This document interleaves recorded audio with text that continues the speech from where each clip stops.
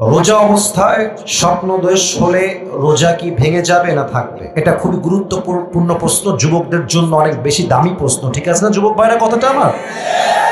আচ্ছা বোঝো, স্বপ্নদোষ হলে রোজা ভাঙবে কিনা।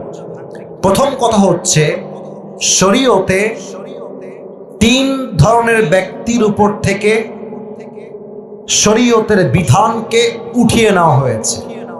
রুফি আল কালাম আন সালাসাতি, তিন ধরনের ব্যক্তির উপরে শরীয়তের কোনো বিধান জারি হয় না। তার মাঝে একটা ধরন হচ্ছে সেই ধরন আনিন নাইম হাত্তা তাস্তাইকায, ঘুমন্ত ব্যক্তি যতক্ষণ পর্যন্ত ঘুম থেকে না উঠবে তার উপরে কোনো বিধান জারি হবে না। অতএব স্বপ্ন দোষ এটা আমাদের আওতার ভিতরে নয়, it is out of capacity, এটা ঘুমের মধ্যেই হয়ে যায়।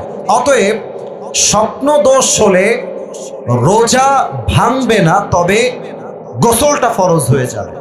আবারও বলছি, রোজা ভাঙবে না, তবে গোসলটা ফরজ হয়ে যাবে। তবে তোমাদেরকে আমি বন্ধু হিসেবে বলতে চাই, রোজার মাসেও যাদের স্বপ্ন দোষ হয়, খায় তো খুবই কম, তাও যেহেতু স্বপ্ন দোষ হয়, আওয়াজ নাই, বাম কাত না ডান কাত?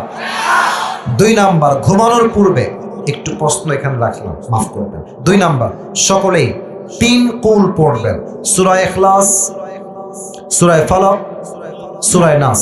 দেখেন আমার দিকে, পুরো শরীরটা মাসাহ করবেন। 3 কুল পড়ে যেই বান্দা শরীরকে মাসাহ করে ফেলে, তাকে আল্লাহ তাআলা শয়তানের সমস্ত ফিতনার থেকে মুক্তি দান করে। সুবহানাল্লাহ পড়বেন না?